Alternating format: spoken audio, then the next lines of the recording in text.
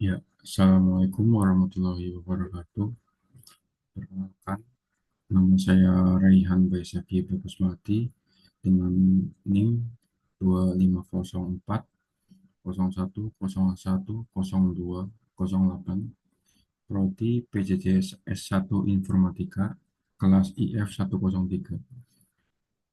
Izin menjelaskan tentang UTS ICT Literasi.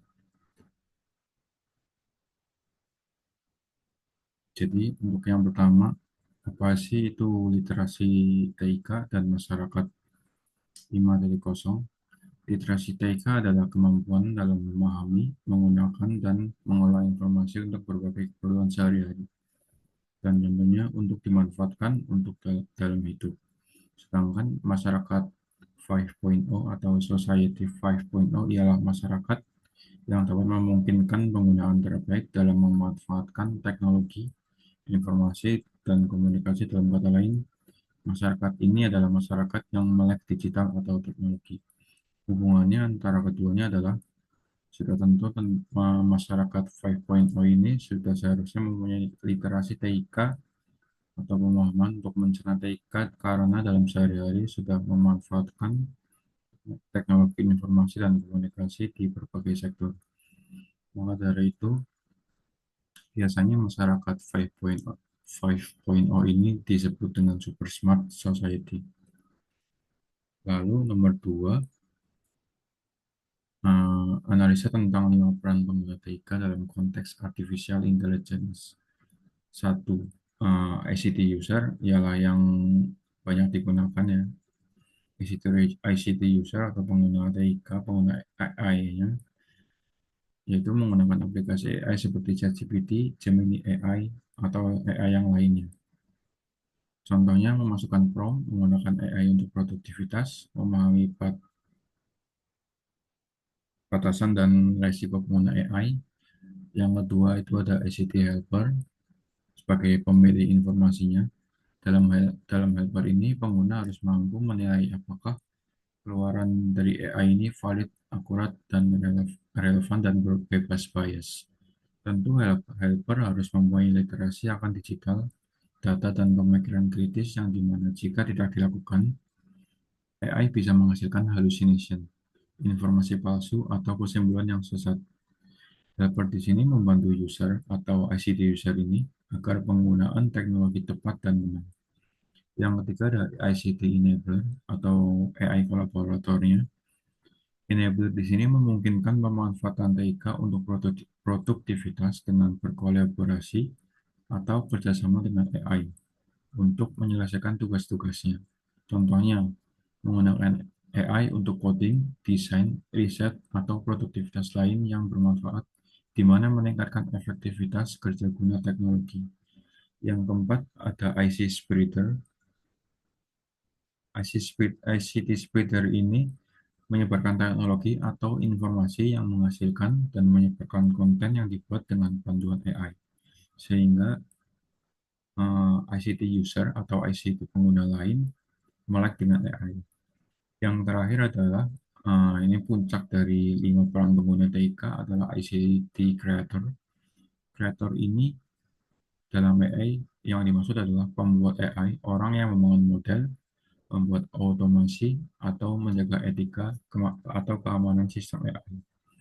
Saya pribadi saat ini berperan sebagai AI user dan AI enabler karena di mana saya menggunakan AI ini untuk kebutuhan searching biasa agar lebih mudah dan cepat mendapat kesimpulan, dan juga menggunakan AI untuk berkolaborasi dengan AI untuk meningkatkan produktivitas saya, di mana saya adalah seorang programmer ya, sehingga meningkatkan kinerja saya dalam coding seperti itu. Yang ke nomor tiga, eh, menjelaskan tentang proses data mining seperti di gambar soal. Yang pertama ada business understanding. Tahap pertama dalam memahami tujuan bisnis, masalah yang ingin diselesaikan, dan indikator kesuksesan analisis data. Contohnya adalah sebuah perusahaan e-commerce ingin meningkatkan penjualan dengan memprediksi apa yang kemungkinan besar dibeli user atau pengguna atau pelanggan. Yang kedua adalah data understanding, yaitu tahap pengumpulan data, memeriksa struktur data, melihat kualitas, dan menemukan masalah pada data serta memahami datanya. Contohnya, mengumpulkan data transaksi pelanggan, riwayat klik produk, dan data profil pelanggannya. Yang ketiga ada data preparation. Ini adalah tahap membersihkan, mengubah, memilih variabel yang relevan, membuat fitur baru, dan menggabungkan dataset agar siap untuk dimodeling. Contohnya, menghapus pelanggan dengan email ganda, mengisi kategori produk hilang dengan kategori berdasarkan sejarah pembelian, membuat fitur baru seperti pembelian 3 bulan terakhir atau rata-rata total belajar per transaksinya, dan menggabungkan data CRM, transaksi, dan klik ke satu tabel master atau tabel utamanya. Hasil dari tahap ini yaitu dengan dataset yang bersih dan siap untuk dimodeling. Tahap keempat adalah tahap modeling ya. Memilih metode data mining, melatih model, dan evaluasi performanya menggunakan data train, test. Contohnya, memilih modeling dengan decision tree untuk memprediksi produk rekomendasi dan random forest sebagai model pembanding. Yang kelima ada evaluation, memastikan model yang dibuat benar-benar memenuhi kebutuhan bisnis, bukan hanya menarik secara statistik, dan model yang dihasilkan memenuhi persyaratan bisnis. Contohnya dengan A/B testing, kelompok A menggunakan rekomendasi produk lama, kelompok B menggunakan rekomendasi yang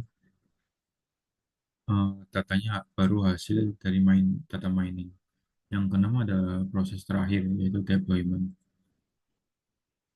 Deployment ini tahap menerapkan model ke sistem nyata atau sistem yang sudah siap pakai dan memantau performanya terus-menerus. Contohnya, model rekomendasi produk dipasang di website. Setiap pelanggan yang login akan otomatis mendapatkan rekomendasi produk hasil dari model AI.